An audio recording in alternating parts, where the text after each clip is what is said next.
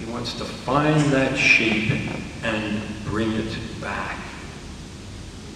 There is no talk of abandoning it. Years ago, in banks, if the bank closed a week and they were short even a couple of cents, people would have to come in on Saturday to find those few cents. I remember Marjorie talking about that many times when she was younger. She had to go in. They had to find it because it had to add up. Money adds up. Today, it doesn't matter. Today, it's not worth anybody's time to look for cents. I don't know what the figure is, but probably they'll blow off several $100s. It doesn't matter. It's not worth the time to come in and look for it. But God doesn't do that. He wants to account for every single person.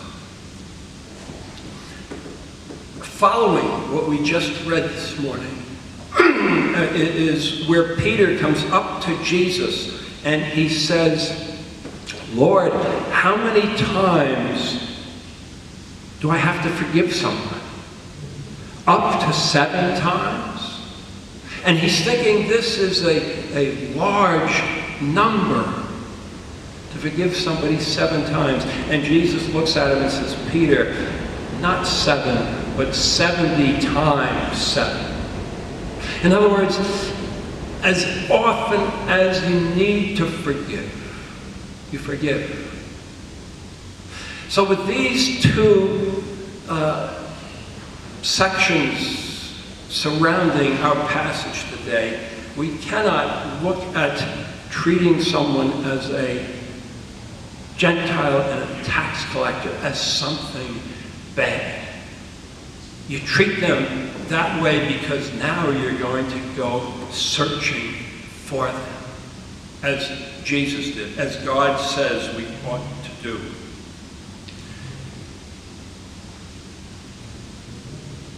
The text goes on. Truly I tell you, whatever you bind on earth will be bound in heaven, whatever you loose on earth will be loosed in heaven. Again, the church took this to mean that if the church forgave somebody, it was forgiven in heaven. If they refused to forgive, they were unforgiven in heaven. With what I've just tried to explain to you, we can't interpret it that way. I think these are figures of speech that Jesus uses. If you bind or you loose, what difference does it make?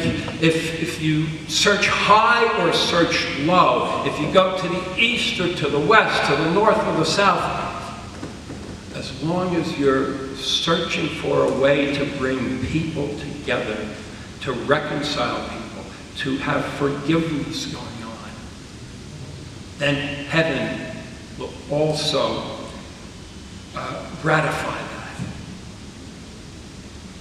Where two or three where two on earth agree about anything, it will be done for you by the Father. The anything has to refer back to what he's just been talking about. Where two of you agree about forgiving, about reconciliation, it will be done by the Father. This is what the gospel is all about. God bringing us to himself, God forgiving us, God accepting us. Wherever two or three of you are gathered in my name, gathered to do this work of keeping the congregation together, keeping people reconciled, finding ways to have forgiveness. This is where God will then be with us. And so we come to the altar, you see. We all kneel at the same altar. We all receive the one bread. We all drink of the same cup. And we all receive the same acceptance and forgiveness of God. And having received that, we're simply asked then to try to go out and do the same to our fellow man, particularly those within the congregation. Amen. The peace of God, which passes all understanding, keep your hearts and your minds in Christ Jesus. Our next hymn is 517.